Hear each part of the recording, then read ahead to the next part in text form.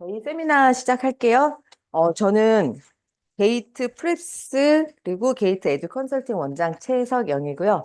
SAT는요, 스탠다드 테스트예요. 이 스탠다드 테스트가 왜 중요한지, 우리가 코로나 시기에는 SAT가 많은 대학교들이 SAT 성적 없이 너네 GPA하고 활동이나 이런 것만 볼게. 왜냐하면 미국에서는 3년 동안 SAT를 볼 수가 없었었어요.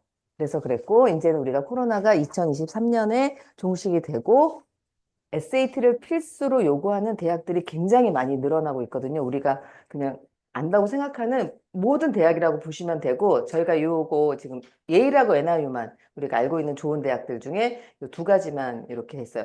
학교 홈페이지를 들어가서 영어 이제 필수로 보면 테스트 플렉시블로 되어 있는 학교들. 이 뜻은 뭐냐면 SAT 대신에 AP 과목 3개로 대체를 하겠다라는 뜻이에요. 꼭 SAT가 아니어도. 이 학교가 지금 아직 A라고 NIU, 그럼 A라고 NIU 빼고 모든 대학은 다 SAT를 필수로 해요. 근데 요거는 지금 오늘 설명이 아니고 다음 4월 달에 제가 컨설팅 세미나 할 때 다시 한번 얘기를 하긴 할 건데요. SAT로 왜 학생들을 구분을 하는지.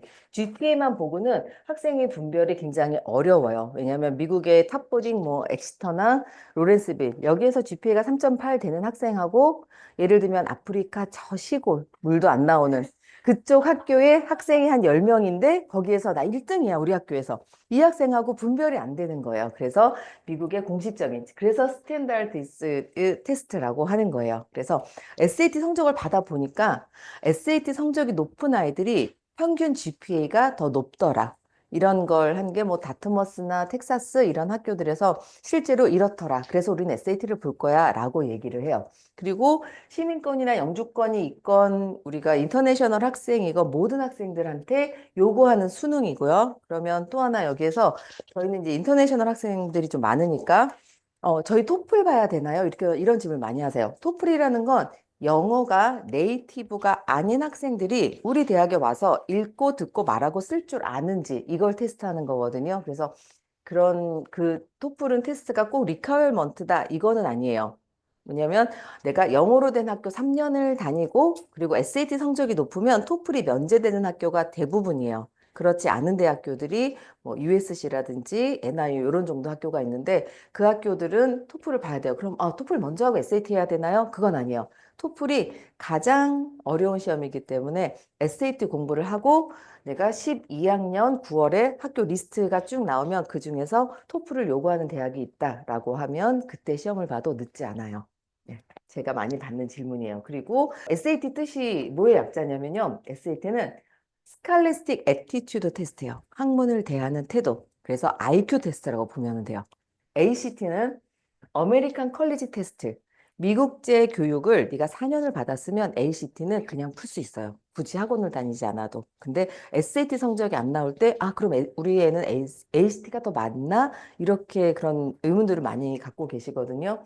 그래서 제가 SAT하고 ACT 차이를 표를 좀 만들어 봤는데요. SAT는 리딩, 라이팅, 수학 이렇게 딱 세 과목이고, ACT는 잉글리시, 이게 라이팅이에요. 잉글리시, 매스, 리딩, 사이언스 이렇게 네 과목이에요. 그래서 우리는 SAT가 비록 세 개로 나눠져 있다라고는 하지만 지금 리딩하고 라이팅이 합쳐져서 리딩, 수학 두 과목이고 ACT는 네 과목. 네 과목이니까 좀 많죠. 네. 근데 이거의 가장 큰 차이는 SAT 리딩하고 SAT 리딩을 보시면 돼요. SAT 리딩은 우리가 읽고, 찾고, 그리고 이해하고, 플러스 분석을 해야 되는 거예요. 그래서 전략이 필요한 거예요. SAT는. 라이팅은 그래머 똑같아요. 매스 거의 비슷해요. 그런데 ACT는 잉글리시 그래머 똑같고, 매스 똑같아요. 여기까지는 쉬워요. 리딩은 ACT는 패세지가 숏 패세지가 롱 패세지. ACT가 더 어려운 거 아니야? 그렇지 않고요. 여기는 찾고 이해하면 돼요. 이게 토플 리딩하고 똑같아요. 그냥 그 내용을 이해만 하면 돼요. 읽고 이런 내용이야 라고 이해만 하면 되고 그냥 풀 수 있어요.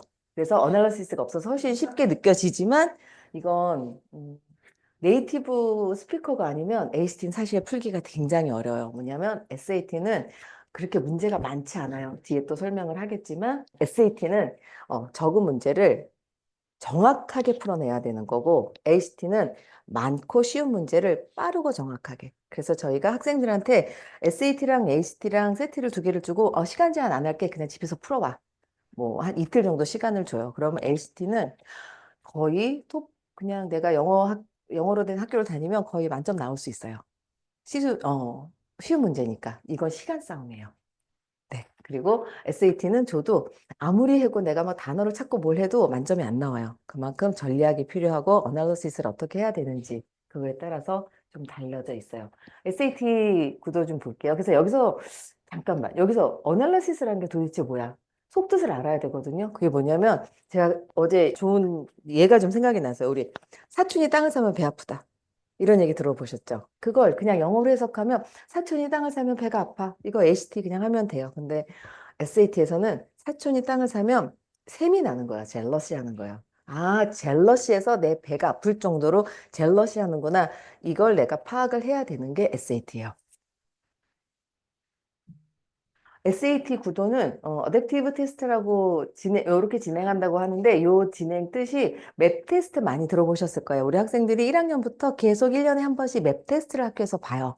그래서 지구를 평가가 우리 리딩이 평균이 어느 정도인데 너네 애가 이만큼 높아 뭐 이만큼 낮아 이렇게 되거든요. 맵 테스트 형식은 어떻게 되냐면 내가 문제를 풀면 3번 문제를 맞추면 4번 문제는 조금 더 어려운 버전으로 가고, 4번을 틀렸어. 그러면 다시 이지 버전으로 가고, 이게 맵 테스트고, 지금 SAT는 이러한 구조로 되어 있어요. 총 모듈 두 개를 풀게 되는데, 모듈 1에서 시험을 잘 보면 모듈 2에서 하드 버전으로 가게 되고, 1에서 시험을 조금 잘 보지 않았다라고 하면 사실 이지 버전이 아니라 같은 레벨, 세임 버전으로 가요. SAT는 어느 정도의 난이도가 있는 시험이에요. 네, 그래서 이렇게 바뀌어서 진행되고요. 문제 수 그렇게 많지 않아요. 리딩 라이팅 27문제 65분에 풀어야 되는 거고 수학 22문제 60분에 풀어요. 굉장히 단출화가 됐어요. 그리고 SAT가 이렇게 간편화가 되면서 ACT도 야, 우리 과목이 4개여서 너무 힘들었지. 우리 좀 줄일게. 사이언스 옵셔널로 바뀌었어요. 그래서 이건 SAT는 컬리지 보드라는 업체에서 하는 거고 ACT는 ACT 어소시에이션이 따로 있어요. 그래서 얘네 둘은 계속 경쟁이에요. 이거는 정부에서 하는 게 아니라 우리나라 교육청도 사실 아니에요. 교육청하고 같이 연계되어 있는 이익을 창출하고자 하는 업체들이어서 서로 경쟁을 계속 해 가요. 그래서 사이언스가 옵셔널로 바뀌어서 요즘은 ACT도 또 해볼 만하다라는 생각이 좀 들어요. 이 옵셔널이 언제부터냐면 미국에서는 4월부터 시행이고 한국에서는 9월부터 시행이에요. SAT는 일단 새롭게 등장한 게 익스텐션 단어 너무 어려워졌어요. 27문제 중에서 5문제, 6문제에 단어가 나와요. 단어 뜻 모르면 그냥 망하는 거예요. 망하는 거예요. 네, 망하는 거예요. 그래서 이게 예전에 페이퍼 때 센텐스 컴플리션이 있어서 그때 영어를 잘 못하고 그래도 단어만 정말 죽으려고 외우면 어느 정도 점수를 받을 수가 있었어요. 근데 지금은 중에서 6문제 중에서 하나 2개밖에 몰라. 뭐 망한 거예요. 네, 거기에서 벌써 망한 거예요. 왜냐면 800점 중에서 단어를 벌써 4개를 모르면 한 문제 틀리면 거의 10점씩 깎여요. 그럼 벌써 40점 깎여 들어가요. 400점에서. 네, 단어를 모르면 그 다음에 읽고 이해하는데 어려움이 있겠죠. 그래서 우리가 SAT 점수가 웬만큼 나온다라고 할 때는 단어 문제 5개, 6개 중에서 최소한 모르는 문제가 한 단어 정도 모를 때, 내 SAT 성적이 그래도 1400, 1500이 나오겠다라고 해요. 네. 그리고 보통 메인 아이디어 물어보고, 목적 물어보고, 그래머는 지금 학생도 이제 컨셉반 들어올 건데, 컨셉반에서 라이팅 같은 경우는 일주일이면 끝나요. 그 다음에는 그 끝난 그 그래머를 어떻게 적용을 시키면서 내가 실수를 잡아내는 연습을 꾸준히 할 거예요. 수학에서는 저희 학원의 특징이 그냥 전화가 와요. 그러면 학생의 수학 레벨이 어딘가요? 최소한 알제브라 2가 끝나야 SAT를 할 수가 있어요. 그래서 SAT 일찍 해서 일찍 끝내면 좋대요. 보통 라이징 9학년도 해외에 계신 분들은 SAT 문의가 오는데 저희가 어디 하나요? 이제 9학년에 지오메트리 할 거예요. 그러면 저희는 SAT 안 시켜요. 왜냐면 800 만점인 거에서 800점에 해당하는 수학이 지오메트리까지밖에 안 되어 있다. 아무리 열심히 해도 수학 600 못 넘어요.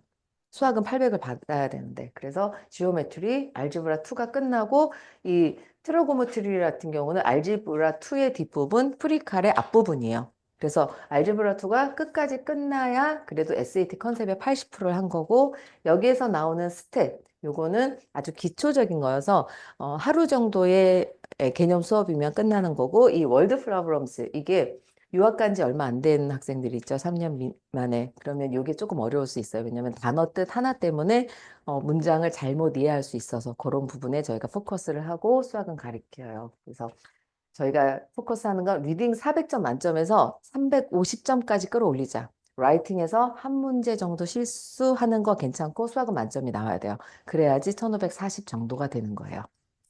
그러면 왜 그 수많은 학원 중에 게이트 학원을 선택을 하라고 이렇게 또 저희가 설명을 하냐면요. 아까 제가 단어 얘기했죠. 저희는 그래서 단어를 매일매일 50개의 단어를 외우고 시험을 보게 해요. 하이레벨 같은 경우는 일주일에 3번 수업이니까 75개씩을 외워야 되고 플러스 팝 퀴즈가 있어요. 이 팝 퀴즈는 뭐냐면 전날 센텐스 컴플리션이나 전날 수업 시간에 배웠던 단어들 중에서 팝 퀴즈 10문제를 시험을 보게 돼요. 그래서 저는 이 단어 매일 시험보다 팝 퀴즈 점수가 낮은 애들 굉장히 뭐라고요. 전날 수업 시간에 졸은 거예요. 딴짓하거나. 그래서 팝 퀴즈 이렇게 2번으로 단어 점검 계속해요. 그래야지 애들이 왜 이렇게 단어 하지? 라고 하죠. 단어를 알아야 문제를 이해를 하죠. 이해를 해도 분석까지 해야 하는데. 그래서 미국에 계신 어머님들은 우리 애 영어 잘하고 여기서 태어나서 영어 되게 잘해요. SAT 그냥 시험 볼 수 있어요. 큰일 나는 거예요. 왜냐하면 영어를 할 수 있다라는 건 내가 사람들과 소통을 할 수 있다라는 거고 상대방의 말뜻을 아는 거고 뉴스를 보면 이해를 할 수 있는 거지 그거에 대한 속뜻을 어널리시스를 하는 걸 배운 적은 없어요. 그래서 SAT는 학원에서 스테레오를 배워야 하고요. 저희 100% 영어 수업으로 진행되고요. 수학까지.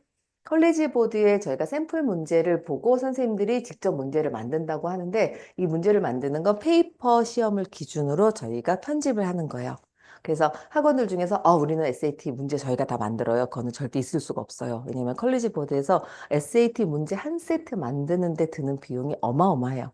그 비용을 들이고 만들 수는 없어요. 저희가 검수를 해야 돼서 그래서 페이퍼 문제를 가지고 저희가 이거는 월화수목금 수업 중에 쓰이는 문제들은 페이퍼 문제에서 가져와서 쓰고요. 그리고 각종 전략을 통해서 SAT를 얼마나 빠르고 보다는 정확하게 푸는 거 이거를 연습을 시킬 거예요. 그래서 이 스트래지 전략이라는 거 리터레처 패세지를 만났을 때 소셜 사이언스를 만났을 때 사이언스 과학 문제를 만났을 때 어떻게 내가 분석을 하는지를 배울 거고 요새는 막 논문도 나와요. 논문도 나오고 우리 또 노벨상을 받으신 한강 씨의 뭐 채식주의자 무라카미 하루키 소설 이런 것도 나오고 학생들이 제일 힘들어하는 거 요즘 학생들은 일단 지금 10학년 학생들부터 좀 그렇죠. 코로나 때 중학교를 거쳤어요. 그래서 기초 지식이 굉장히 없는 상태예요. 책을 많이 읽지도 않았고 학교를 가야 그래도 억지로 책을 읽게 할 텐데 그런 게 없어서 좀 많이 생소하고 힘들겠지만 내가 지식이 많을수록 SAT는 굉장히 유리한 거예요. 그래서 저학년에 정말 우리 아이가 어릴 때부터 책만 붙들고 살고 얘는 과학에도 관심이 많았고 우주에도 관심이 많았고 논문도 읽는 거 너무 좋아하고 그런 학생이면 8학년에 점수 나와요. 그렇지 않으면 보통의 학생들은 10학년은 지나야 그래도 지식이 좀 쌓여요. 왜냐면 바이오도 배우고 캠도 배우고 피직스도 조금 건드리고 US 히스토리도 배우고 월드 히스토리도 배우고 이러면서 SAT 지식이 쌓아진다고 보시면 돼요. 그래서 단어는 아까 제가 포커스 한다고 말씀드렸고요. 그 다음에 저희가 또 티처스 Q&A 세션이 있어요. 화목 2시부터 4시인데요. 그때는 선생님들이 직접 리딩 선생님, 라이팅 선생님, 수학 선생님이 상주에 계시고 내가 수업 시간에 뭐 창피해서 질문을 못하는 샤이한 학생들도 있을 거 아니에요. 그리고 그런 학생들은 그때 조용히 가서 선생님한테 물어보면 돼요. 이거 정말 그때 이해가 안 갔다라든지 혼자 공부하면서 오답 노트를 했는데 아무리 봐도 모르겠다. 이런 선생님한테 가고 또 저는 오답 노트까지 다 잘하는데 그래도 성적이 안 올라요. 어떻게 하면 좋아요? 가서 선생님의 모가지를 잡을 수도 있어요. 이 시간에. 그래서 이게 저희가 굉장히 좋은 점이고 선생님들이 그리고 저희가 이제 수업 설명할 때 선생님들이 오답 노트를 어떻게 작성하는지 이걸 보여줄 건데 오답 노트 제가 제일 중요하게 생각하는 거예요. 수업 시간에 배워요. 배우고 오답 노트 틀린 걸 오답을 해서 내가 틀렸던 그러니까 SAT 성적이 오르는 방법은 한 가지예요. SAT뿐만이 아니라 AP도 마찬가지. 내가 틀렸던 문제를 다시 안 틀리는 거, 맞았던 문제를 안 틀리는 거. 그거예요. 그러면 그건 오답 노트를 성실하게 작성을 하고 오답 노트를 하고 이제 해외에서 한국에서 공부를 하고 해외로 돌아가잖아요. 자기 집으로 가면 제가 어떻게 공부해요? 네가 작성했었던 오답 노트 꼼꼼히 시험 보기 직전까지 네. 그렇게 하라 그래. 거고 이거는 T가 아니라 선생님들이 직접 그래서 오답 노트를 잘 했는지 관리를 하실 거예요. 그리고 각 방마다 저도 초대가 되고 이제 학생별로 저희가 등록을 하면 학생 방이 생겨요. 공부방이.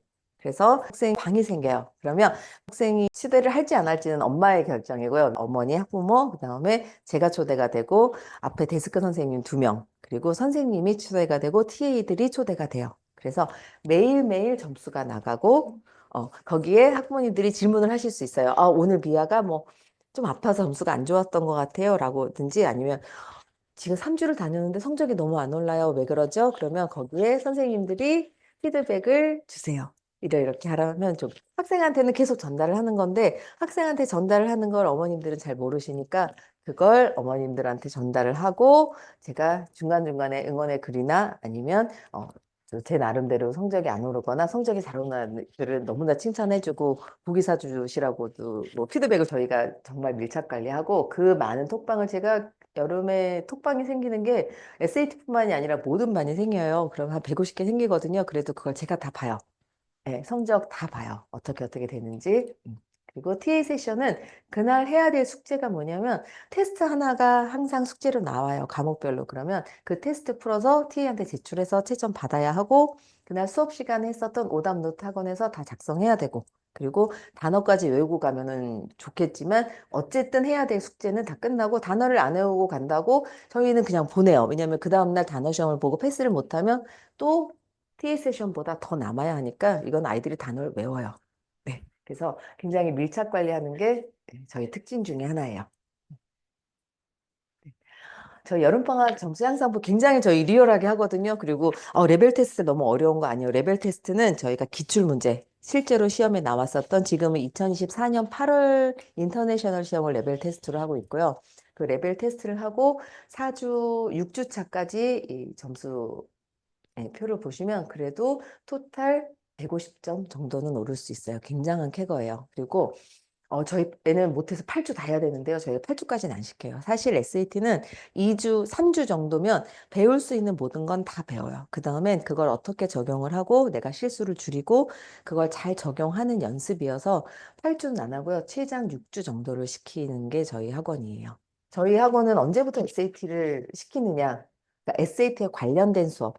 어, 동생들이 있으신 어머님들 참고하시면 좋을 것 같고요. 저희가 코어 리터리처 수업이라는 게 있어요. 이게 어느 학년이냐면 라이징 7학년이 듣는 거예요. 조금 똑똑한 6학년부터 5학년 때, 6학년 때까지는 책을 읽고 미국은 학제가 1학년부터 5학년까지 초등학교, 6학년부터 8학년까지 중학교예요. 그럼 초등학교까지는 그냥 애가 밝게 잘하면 되고 책을 재미있는 걸 읽으면 돼요. 이해만 하면 되고 아까 얘기한 것처럼 사춘기 땅을 사면 배가 아프대. 그냥 이해만 하면 되는데 6학년부터는 그걸 분석하는 수업이 시작이 돼요. 그래서 6학년, 7학년에 코어 수업을 하고 그리고 8학년, 9학년에 인문학 수업, 월드 히스토리 인문학 수업, 여기가 픽션 수업이에요. 어려운 픽션을 먼저 해야 되고 여기에 있는 수업 중에서 최고 난이도의 수업이 이 수업이에요. 굉장히 어려워요. 이 어려운 과정을 거치면 여기서 리터레처랑 시 이런 걸 배우고 아카데믹 라이팅에서는 고등학교에 가서 필수적으로 배워야 되는 AP랭, AP 히스토리, IB 글쓰기를 배우는데 여기에서 다루는 영어책이 넌픽션이에요. 이 넌픽션까지 하고 SAT 컨셉반. 저희는 SAT 컨셉반 그러면 여기는 개념만 배우고 실전반 아닌 거 아니에요? 이게 아니고요.